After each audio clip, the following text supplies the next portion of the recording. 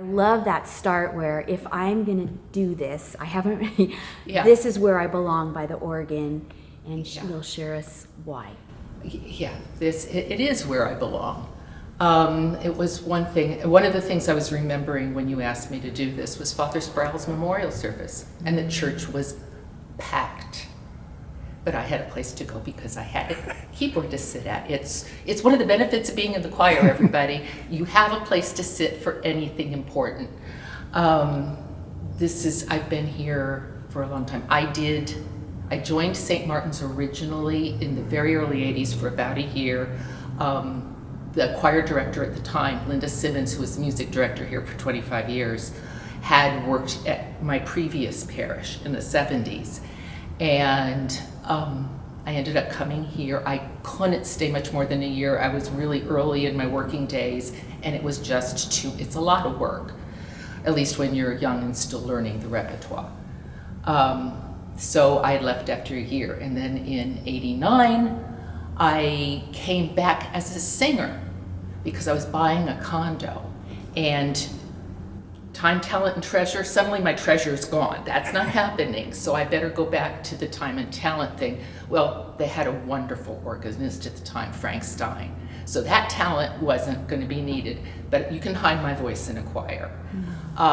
So I sang soprano until '95, and then I ended up going back to St. Catherine's to play organ for a while, and then Frank left here and Linda called me back, and she said, "Can you do it?" For a while I was juggling both, but this was where I was going to stay. So so technically I would say I started here in January of '96, and I've been here ever since.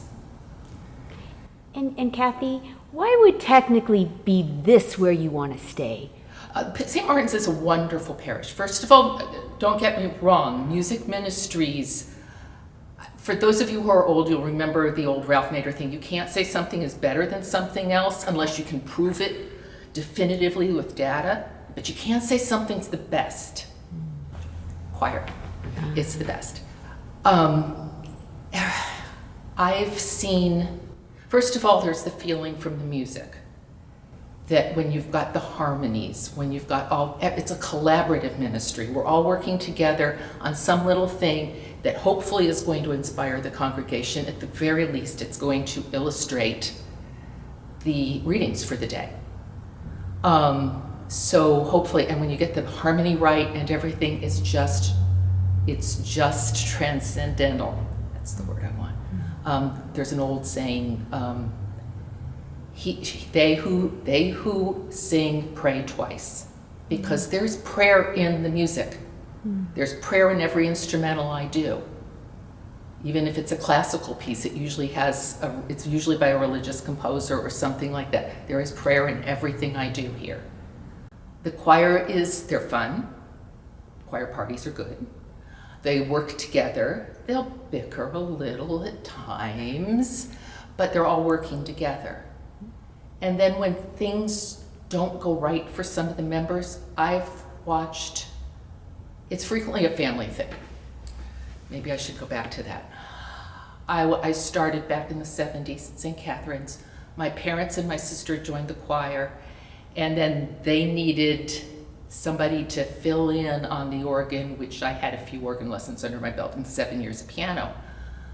So I came in and joined that. And I got to keep the gig because I'm reliable, which you all know.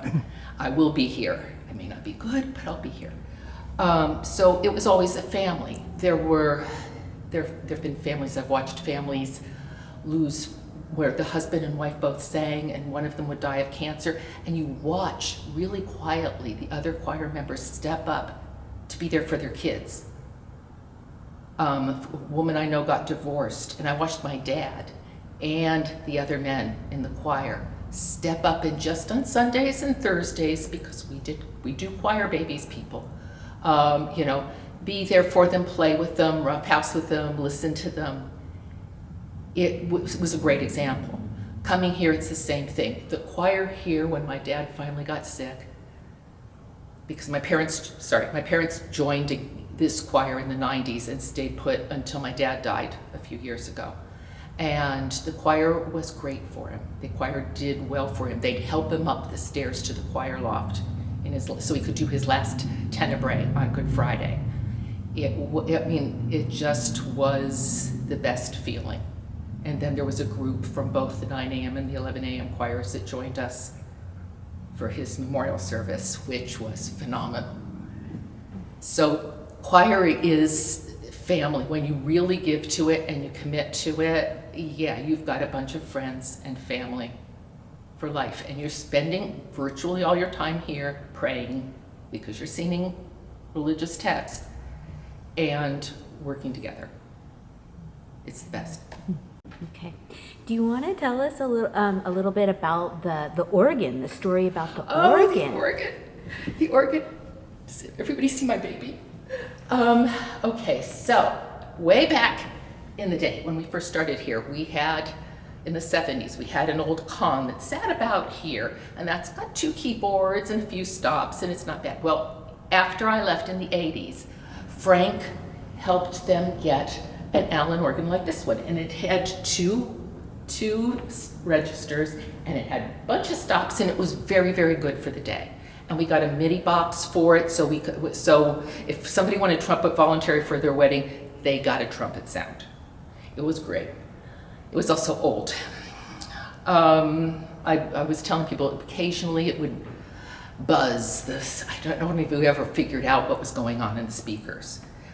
Periodically, it didn't like heat, which none of us do, but it didn't like heat, and as the weather would warm up late, it would start forgetting to play certain notes when I played them, when I pressed them down. And the last time that happened was Holy Week. And everybody else is praying for whatever they're praying for. I'm praying over the organ for an entire Holy Week. So finally we got donations together, and it was determined we were going to get a new organ. So we looked all around the diocese. We had a committee, and we found this, and this is state of the art. We won't need anything more other than to keep it in good repair for years. It's got sounds I still haven't explored yet, and I've been playing with it for over a year. It's got memory. Holy Week this year, I came in, it's got 128 channels of memory, 10 settings each. I came in and programmed Palm Sunday, Holy Thursday, Good Friday, Holy Saturday, Easter Sunday, all at once on various stations. So when I come in, all I have to do is 1, 2, 3, 4. By the way, Friday and Saturday, they took more than one thing. They had to go over to 2 channels. That's a lot of music. I want to ask you, I know you've seen a lot of funerals, a lot of weddings, a lot of celebrations that many churches do. How have you seen this church, this particular parish, change people's lives through funerals, weddings, celebrations? How have you seen people grow, families grow here? Oh, watching families grow, the special celebrations, the weddings, the funerals, the baptisms, you watch throughout the thing. I mentioned choir babies earlier. There are children we've watched from their birth through going away to college, that they've come and they've either hung out with their parents or they've actually sung or played an instrument like the flutes at 9 a.m. I had one teenage girl, her grandmother joined the choir, and she didn't want to sing, but she was my go-to. She'd turn on lights, she'd run errands, she'd check on people. We had a nonagenarian in the choir at one point, and she was downstairs, and I sent Jackie to go check on her. So yeah, you can watch that. The weddings have changed a lot over the years. We're not doing trumpet voluntary so much, but we're still seeing young people getting married and their families. The baptisms come in. Sometimes they're during Mass, sometimes they're after. And then the memorial services for people. And I'm starting to see people I've known the entire time I've been here pass. And it's rough. It's kind of sad. Mm-hmm. We've also been blessed by, the entire time I've been here, by a series of phenomenal pastors, starting with Monsignor Sheehan, who was actually the pastor both times I was hired. Father Sproul, the reason the place was so packed is because everybody loved Father Sproul. You think Father Jim couldn't follow in the footsteps? Yeah, actually he could. Father Jim, he's an outstanding minister. He's an outstanding presence and comforter, and that's ignoring the fact he's going straight to heaven because he put air conditioning in the place. And, oh, come on. Yeah. You know, we all know it, right?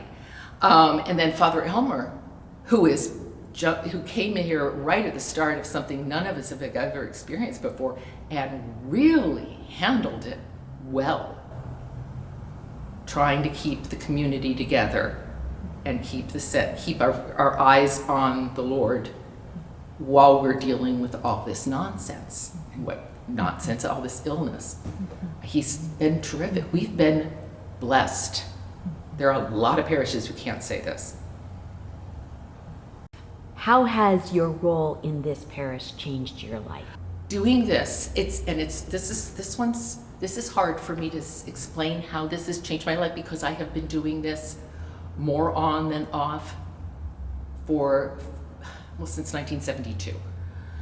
And I'm here in 1976. So I don't know me without choir, but I know I've grown. You learn liturgy.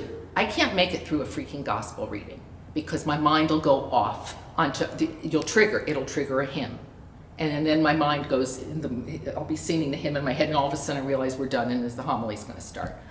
You learn I know a lot about liturgy. My boss just went through diaconate training, just got ordained this year. And I proofread a lot of his stuff. You learn a lot about I learned a lot about our liturgy, a lot about our faith. I learned a lot about, like I said, I personally, and again, this is my family and their musical background, I find the music, the rituals, my husband thinks being Catholic he's not Catholic, he thinks being Catholic is terribly complicated, but I love the rite. I think it works very logically, the readings and the Eucharist, it's all good. So it just has made me, I'm a much more knowledgeable and a better Christian because I do this. If the music's too high for you, we can handle that. If it's too low for you, we can do something about that. Join the choir.